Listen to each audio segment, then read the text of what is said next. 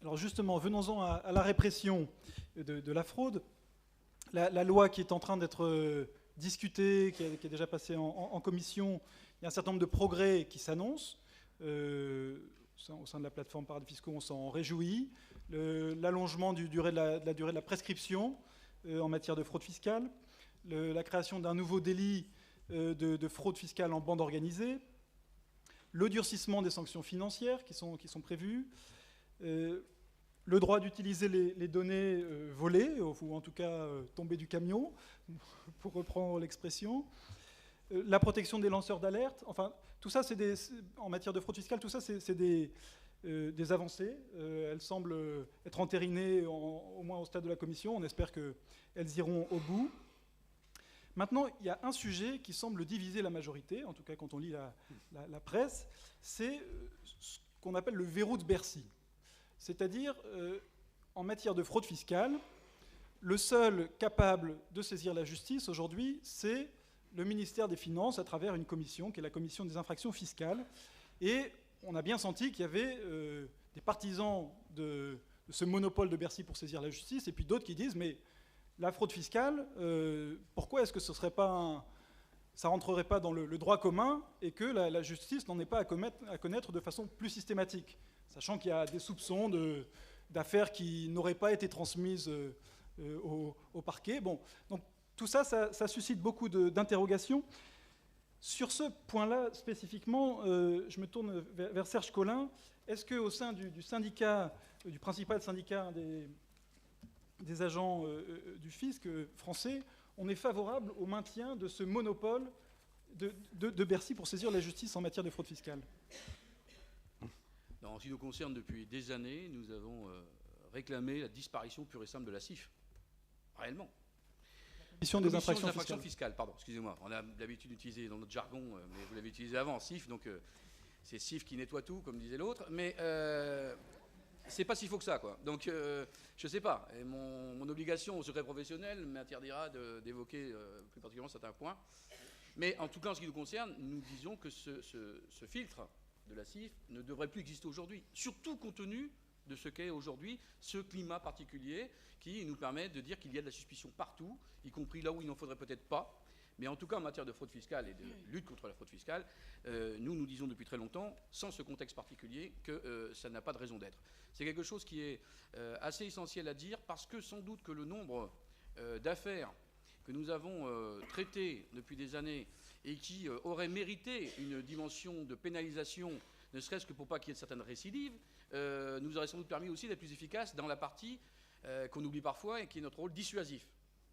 Quand on tape un bon coup sur la tête de quelqu'un et que ça se fait savoir, croyez-moi, on peut être un peu plus efficace lorsque nous devons intervenir, tout simplement. Il y a une dimension psychologique là-dedans. Donc pour répondre strictement à cette question-là, oui, il faut absolument que nous dépassions cela. En tout cas, c'est notre opinion depuis fort longtemps. Notre syndicat défend cette idée depuis fort longtemps. Et nous sommes rejoints par nos collègues européens dans certains domaines où il peut y avoir des fois, parfois, quelques systèmes comme ça, mais c'est pratiquement, je crois, on est pratiquement les seuls en Europe à avoir ce type de filtre. Donc alors, disons-le, supprimons-le, puisque nous sommes dans la construction européenne. Voilà. Alors, oui, on va rester sur ce point-là. Grosso modo, les arguments qui sont avancés par le ministère des Finances aujourd'hui, c'est celui de l'efficacité et de la rentabilité du mécanisme. C'est-à-dire qu'on a fait rentrer 18 milliards dans les caisses du fait du travail des agents du fisc, et les déposséder, c'est comme ça qu'ils le présentent, du pouvoir de négociation, de transaction au profit de la justice, ce serait risquer de mettre en péril les finances de la France. Antoine Peillon. Les 18 milliards, c'est une blague. Hein. C'est 18 milliards d'engagement, d'action. Ce qui est récolté, c'est beaucoup moins. On peut diviser facilement par 5. Sur un montant de fraude qui est évalué aujourd'hui à environ, si on prend tous les chiffres, 50 milliards d'euros par an. Donc de toute façon, c'est ridicule. L'objet de la discussion, le verrou de Bercy, la CIF qui nettoie, a fait l'objet d'un bras de fer politique virulent, voire extrêmement violent, dans le cadre de la préparation du projet de loi actuel, qui sera à l'Assemblée le 19, et des amendements qui étaient portés par un certain nombre. J'ai là sous les yeux une note tout à fait confidentielle du service des affaires juridiques de l'Assemblée nationale, en date du 4 juin 2013, qui porte exactement là-dessus. Les commentaires qu'ils font sur les articles, L228 du livre des procédures fiscales dispose, etc., l'article L101, c'est que ce verrou de Bercy, l'application de ces deux dispositions a pour effet d'interdire à l'autorité judiciaire d'engager des poursuites pénales pour des faits de fraude fiscale qui seraient portés à sa connaissance sans une plainte préalable de l'administration fiscale, elle-même subordonnée à un avis conforme de la commission des infractions fiscales. Ça veut dire très clairement que c'est quelque chose d'extraordinaire en droit français.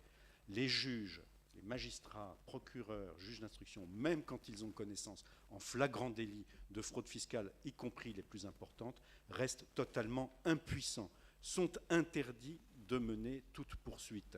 Il faut qu'ils attendent pour ça le feu vert d'une administration qui est sous la conduite directe d'un ministre.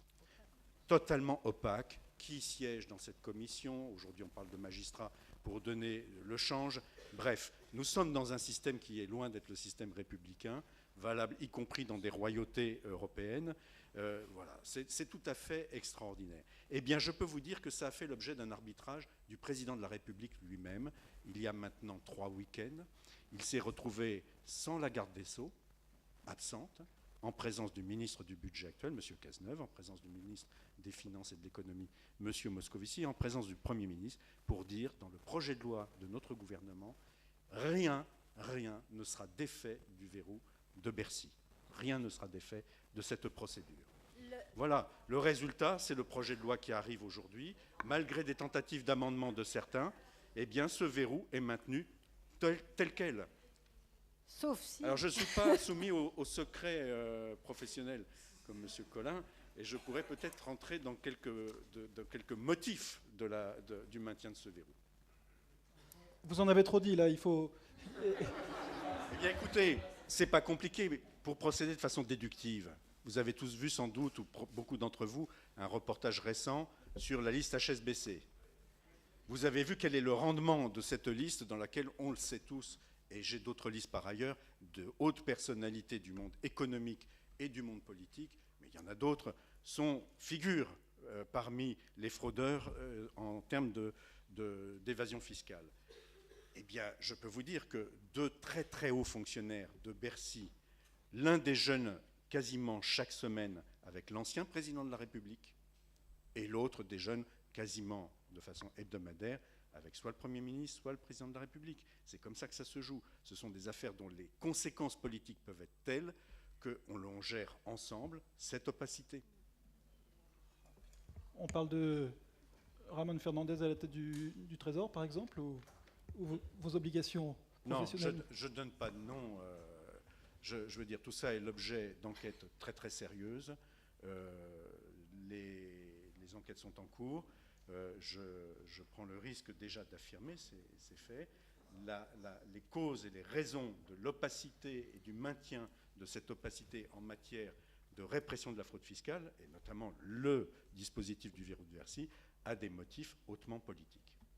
Chantal. Oui, alors c'est la raison pour laquelle tout n'est pas terminé. Le combat ne fait que commencer. Devant l'Assemblée nationale, la volonté politique, elle doit être portée aussi par le peuple. Il y a plusieurs arguments. Bah oui, parce que sinon on s'en va. Alors, l'argument de fond, qui est de ne pas, dans une démocratie comme la démocratie française, accepter qu'un procureur de la République, et encore le plus haut, puisque ça va être le procureur de la République financier, soit placé sous la tutelle du ministre du budget. Ça n'est pas tolérable, ça n'est pas conforme non plus à l'indépendance du parquet. Alors c'est complètement paradoxal, puisque d'un côté, on fait des réformes pour donner au parquet son indépendance, et d'un autre côté, on le laisse sous la tutelle de Bercy. Donc ça n'est pas acceptable. Mais il y a quand même plus grave encore. Il y a un argument de technique qui tient à l'efficacité de la lutte contre la fraude fiscale. L'administration fiscale, sous votre contrôle, encore une fois, l'administration fiscale est capable d'identifier des indices de fraude fiscale grave, de fraude fiscale transnationale, mais elle ne dispose pas des moyens juridiques de les traiter. Beaucoup d'indices sont ainsi révélés au cours des contrôles, mais ces indices ne vont pas faire l'objet d'investigations judiciaires parce que pour établir, je vais être un tout petit peu technique là, pour établir l'existence de présomptions caractérisées, ce que demande l'article L16B, eh bien, il faut conduire des investigations poussées. Or, les agents du fisc n'en sont pas dotés par la loi. Je voudrais donner 3 exemples. Vous avez parlé tout à l'heure de la fraude au crédit de CO2 fictif. Ils avaient été détectés par l'ADNEF. Ils ont été détectés par l'ADNEF. Mais l'administration, la Direction nationale des enquêtes fiscales, mais l'administration fiscale ne disposait pas des outils juridiques pour intervenir. Alors, bien sûr, il y a ce fameux article L16B qui fournit un certain nombre d'outils, mais il faut pouvoir enquêter pour mettre à jour les éléments qui sont susceptibles de pouvoir déclencher des poursuites judiciaires. Deuxième exemple, les carrousels de TVA. Avec les carrousels de TVA, l'administration fiscale est devenue extrêmement réactive, mais pour contrer son action, que font les fraudeurs? Eh bien, ils émiettent les intervenants et ils recourent à des prête-noms et à des entreprises fictives. Eh bien, du coup, l'administration fiscale, encore une fois, se trouve dépourvue des outils juridiques pour démonter les schémas de fraude. Par exemple, elle ne peut pas perquisitionner chez une personne physique si elle n'a pas d'intérêt dans l'entreprise. Et les carrousels de TVA aujourd'hui sont en train de se multiplier parce que les procédures fiscales ne sont plus efficaces. Et enfin, le 3e exemple est celui des logiciels frauduleux. Qu'est-ce que c'est? L'administration fiscale est capable de détecter des logiciels qui sont vendus et qui permettent d'occulter entre 30 et 40% du chiffre d'affaires. Les procédures de contrôle permettent de mettre en évidence des écarts, mais dans le cadre des procédures de vérification normales, il n'est pas possible d'entrer dans le logiciel, ni d'en demander une copie. Et alors, évidemment, on va me dire, il y a l'article 40, alinéa 2 du Code de procédure pénale, mais sa mise en œuvre prend beaucoup de temps. Or, il suffit de 48 heures pour modifier le logiciel. Donc, la personne qui est contrôlée, elle appelle la société qui lui modifie le logiciel en cours de vérification et puis c'est terminé. Donc, la copie du logiciel, elle aussi peut être obtenue sur le fondement de l'article L16B, mais si la personne refuse de donner les codes d'accès du logiciel, c'est une boîte noire, ce logiciel, si elle refuse de donner les codes d'accès, l'administration fiscale ne pourra rien faire d'autre que de procéder à une évaluation d'office. Eh bien, ça, donc là, on voit bien que sur les arguments techniques, ça ne tient pas. Et donc, le dernier argument, et je crois que c'est le plus fort, et c'est celui-là que nous devons soutenir, c'est l'argument politique. La fraude fiscale grave, celle dont le procureur financier va être chargé, c'est de la fraude fiscale commise en bande organisée. Qui la commet? Les organisations criminelles. Voilà de quoi on parle. Et dans ce contexte, l'argument qui est avancé selon lequel la suppression de l'avis conforme priverait l'administration fiscale de son pouvoir de transaction doit interpeller le citoyen tout de même. Est-ce que nous devons accepter de négocier avec des organisations criminelles, comme au Mexique? La question est de savoir si l'on peut encore aujourd'hui soutenir en France et ailleurs, en Europe, le principe du particularisme de la fraude fiscale par rapport aux autres infractions financières. Quel est le fondement qui justifie aujourd'hui de traiter la fraude fiscale différemment du blanchiment, différemment de l'abus de biens sociaux, différemment de toutes ces autres infractions fiscales? Eh bien, on voit bien que le fond du problème, il est là. Et là où c'est encore plus grave, c'est qu'on se rend compte qu'on n'arrive pas à progresser à l'échelle européenne, parce que toutes les administrations fiscales raisonnent de la même manière et que la compétence législative sur la fiscalité appartient aux États membres. Et il n'y a pas de possibilité d'uniformisation. Donc la chose à faire, c'est à considérer la fraude fiscale, surtout celle commise en bande organisée, c'est celle dont on parle, hein, les carousels, etc. C'est une infraction de droit commun qui n'a pas à subir un traitement différent des autres infractions de criminalité financière. Voilà mon avis. Je crois que le propos est très clair. Vous êtes d'accord. Alors on y va. Je voudrais quand même me faire un instant l'avocat du diable sur cette question de la rentabilité de l'action de l'administration fiscale par rapport à celle de la justice. C'est-à-dire qu'on entend que les magistrats condamneraient insuffisamment ce type de contentieux. Est-ce que vrai ou faux? Et autre chose, le pouvoir de transaction. Quand on est sur de l'évasion et non pas de la fraude caractérisée, et notamment sur toutes ces affaires de contentieux autour des prix de transfert, on sait qu'il n'y a jamais eu de condamnation en France pénale sur des affaires de manipulation de prix de transfert, aussi parce que c'est difficile de démontrer l'illégalité de ce type de pratique. Alors, est-ce que, du point de vue du budget de l'État, il ne vaut mieux pas contraindre par la transaction ArcelorMittal à verser 1 milliard à l'État, enfin c'est les montants qui ont été évoqués l'autre jour dans le reportage, plutôt que d'aller vers un éventuel non-lieu devant la justice? C'est une question que je voudrais vous renvoyer. Parce que je pense que politiquement, c'est que ça fait quand même partie de la balance. Juste pour rebondir sur ce que disait à l'instant Mme Cutajar, je n'avais pas prévu spécialement de l'évoquer. Secret professionnel aussi, parfois, m'oblige, malgré mes mandats syndicaux, oblige parfois un peu à restreindre mon propos. Mais puisqu'on en est là et que M. Lebègue, tout à l'heure, disait « c'est peut-être dans un moment important de l'histoire », eh bien tant pis, on va y aller alors. Dans ce cas-là, j'ai deux choses. Je suis heureux d'entendre votre propos là, à l'instant, sur notamment l'article, enfin le LCSB d'une part, je vais en dire, et l'article 40. Parce qu'il y a 10 ans de ça, à la demande de nos amis du syndicat de la magistrature, j'avais commis un article pour leur magazine sur l'utilisation de l'article 40 par l'administration fiscale. Alors l'article 40, c'est l'obligation pour un fonctionnaire de dénoncer des faits délictueux qui dépassent souvent parfois d'ailleurs le strict sujet de la fraude fiscale. Hein. Ça va beaucoup plus loin, c'est du banditisme, c'est tout ce qu'on veut. Des infractions au marché public, ça, tout. Vous voyez, tout ça. C'est une obligation normalement qui nous est faite. N'importe quelle Eh ben, infraction. je peux vous dire qu'en ayant commis cet article il y a quelques années, je ne pensais pas qu'on en reparlerait aujourd'hui. Et il est resté confidentiel peut-être du fait de sa diffusion au syndicat de la magistrature, mais qui posait des termes relativement importants en disant, et je n'ai jamais été démenti, contredit, voire menacé de sanctions après avoir écrit cela. C'est que l'article 40, il est encadré aussi par l'administration fiscale.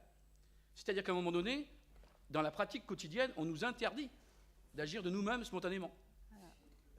On doit référer à l'autorité. Alors là aussi, je le dis. Maintenant, je le dis puisque Mme Cutajar l'a dit. Je me permets. Ça ne sortira pas de cette assemblée, surtout nationale. Deuxième chose. L'article LCSB, effectivement, l'article qui nous permet d'avoir une dimension de perquisition. Ce sont les opérations les plus fortes, les plus vives, les plus réactives, les plus percutantes que l'on peut avoir dans le cadre des opérations de lutte contre la fraude fiscale. Et nous opérons ces opérations, nous réalisons ces opérations sous le contrôle du juge et d'un OPJ. C'est-à-dire que les agents du fisc qui interviennent dans ce cadre-là sont encadrés par le juge et l'officier de police judiciaire. Bien. Donc lorsque nous faisons ça, nous savons à qui nous avons affaire. Croyez-moi, c'est préparé depuis des années. Et puis au même moment, à 6h du matin ou 7h du matin, on tape à 4, 5, 6 portes, 12 portes, 25 portes à travers la France pour pouvoir, à un moment donné, surprendre et l'entreprise, et le chef d'entreprise, et le comptable, et etc., etc., etc. Vous voyez, ça, c'est des opérations très lourdes. Elles sont très peu nombreuses, parce que ça mobilise beaucoup d'énergie, beaucoup de temps, et surtout, une préparation à la démonstration de la preuve pour ne pas se louper dans la procédure. Bien. Et s'il y a bien quelque chose que je voulais dire aussi par rapport au prix de transfert, parce que c'est un peu la question de Jean à l'instant, c'est pourquoi il n'y aurait pas effectivement une logique de transparence par rapport à cela, et puis pourquoi on ne négocierait pas. Moi, j'ai le souvenir, il y a aussi 7 ou 8 ans de ça, un peu plus peut-être, il y a eu une volonté de rentrer dans une proposition aux grands groupes internationaux français d'abord, forcément, bien sûr, hein, de rentrer dans ce qu'on appelait des accords préalables de prix de transfert. C'est-à-dire que nous proposions à ces grandes entreprises qui ont des dimensions internationales de venir spontanément voir l'administration et discuter des conditions dans lesquelles ils allaient procéder à la délocalisation d'une unité de production, par exemple, de la France vers le Mexique ou vers le Brésil. Et nous savons, dans des cas comme ça, qu'il y a des possibilités, justement, d'utiliser le système des prix de transfert pour minimiser, finalement, le bénéfice taxable, et en France, et à l'étranger, parfois aussi, mais donc surtout au départ en France. Je ne sais pas pourquoi. C'est un manque de confiance, je ne sais pas. Mais ce principe de transparence, a priori, dans nos échanges, eh bien, ça n'a pas été suivi de beaucoup d'effets. Je crois qu'on a dû avoir une dizaine de cas de grandes entreprises qui sont venues un petit peu nous demander à Bercy comment éventuellement on pouvait analyser ce que serait éventuellement cette opération de délocalisation, de gestion des tarifs pratiqués entre les filiales et la société mère, etc. Et puis ça a très vite disparu. Mais je crois que franchement, s'ils n'ont rien à cacher, effectivement, nous pouvons jouer le principe de la négociation préalable pour ne pas se tromper, pour ne pas donner non plus une mauvaise image de ce que nous pourrions avoir comme rôle de l'administration fiscale, à savoir juste sanctionner et ne pas être en situation de mesurer ce que, économiquement, une entreprise veut faire sans risque de se voir remis en question par une procédure fiscale ultérieure. Alors voilà, soyons clairs, il y a 10 ans, on le disait, aujourd'hui, nous sommes devant ces éléments-là. Et je crois que l'opinion publique, effectivement, doit savoir ça. Et je crois que c'est effectivement aujourd'hui les peuples qui doivent prendre la décision, aujourd'hui, de faire changer toutes ces orientations en matière de fiscalité et de contrôle fiscal. Absolument. Oui. Merci beaucoup. Antoine Peillon. Jean, nous sommes dans la salle Colbert. Donc, la promotion, enfin, la tendance de l'administration française au discrétionnaire régalien, au sens roi ancien régime, est notoire. L'article 40, qui oblige tout fonctionnaire ayant connaissance d'un délit à le transmettre à un procureur, est violé en permanence. Moi, j'ai sous les yeux le travail qui avait été fait à l'époque par l'ensemble des services de renseignement. Il y avait le renseignement militaire, il y avait le renseignement de la marine, il y avait bien sûr le renseignement intérieur, à l'époque c'était renseignements généraux, DST, sur la fraude fiscale organisée par la banque UBS, que je connais bien, dès l'année 2003, décembre 2003, l'auditeur interne de cette banque en France est pris en main avec l'accord du président de la banque de l'époque, qui ne va pas rester longtemps d'ailleurs dans la banque, et bien entendu la volonté de cet auditeur de passer toutes les informations dont il disposait à l'ensemble de ses services de renseignement. Tous ces officiers, et ils étaient nombreux, ont connaissance des faits délictueux les plus graves. Aucun ne transmet quoi que ce soit au juge. Il faudra attendre mai 2012 pour qu'un juge d'instruction soit mobilisé sur l'affaire. 2004-2012, faites le calcul. L'article 40 a été violé en permanence, de façon systématique, sur ordre de la hiérarchie, avec connaissance des plus hautes autorités de l'État. Voilà, c'est un exemple d'opacité, c'est un exemple de discrétionnaire qui rejoint le discrétionnaire de Bercy. Alors voilà, on a Bercy d'un côté, on a Place Beauvau de l'autre, et on gère de la même façon. Vous ne pouvez pas aller tellement plus loin déjà dans la transgression du devoir de réserve, mais c'est de notoriété publique dans la fonction publique chargée de ce genre d'affaires que l'article 40, ça n'existe pas. D'ailleurs, l'article 40 lui-même ne correspond à aucune peine. On peut violer, il n'est pas sanctionné. C'est quelque chose d'extraordinaire, c'est quelque chose qui est dans le code de procédure pénale et qui vous dit, voilà, c'est pas bien de le faire, c'est interdit de le faire, vous devez, mais si vous le faites, c'est pas grave, ça vous coûtera rien. Donc, et celui qui le fait n'est même pas protégé. Combien? Alors voilà, alors après, au contraire, contraire, sur le nombre de personnes qui le font et qui se retrouvent placardisées. Le naïf, l'idiot, et ils ont été quelques-uns, et ils sont encore qu'ils le font parce qu'ils se sentent tout simplement dans leur devoir de citoyen en tant que fonctionnaire. Cela, je ne vous dis pas, les carrières s'arrêtent quasiment aussitôt. Une toute petite dernière précision sur ce point. Oui, qu'on s'entende bien. Quand j'évoquais cette modalité d'utilisation de l'article 40, il est malgré tout parfois mis en œuvre quand même, hein, parce que c'est l'autorité qui peut à un moment donné comme considérer qu'effectivement il y a un vrai scandale. Donc je voudrais juste vous dire ça, c'est que tout simplement derrière aussi, les agents du fisc qui sont confrontés à des affaires aussi graves parfois que celles-là, sont heurtés dans leur conscience de citoyen, se disent effectivement j'ai ce moyen et ce devoir de le faire. Et par contre, compte tenu de ce qui existe comme pression globale autour de nos missions, sur l'agent même qui souvent est très seul face à un grand groupe international, face à des avocats fiscalistes, face à divers interlocuteurs et notre administration même, eh bien, se dit, finalement, je suis un peu protégé parce que la décision va être collégiale. Vous voyez, il y a aussi ça. Je crois qu'il faut le mesurer d'une certaine façon. J'en conclus que finalement on plaide pour l'échange d'informations au niveau international. En revanche, au sein de l'administration française, l'échange spontané d'informations, que ce soit de la part des services secrets ou de Bercy vis-à-vis de la justice, n'est pas encore tout à fait à l'ordre du jour.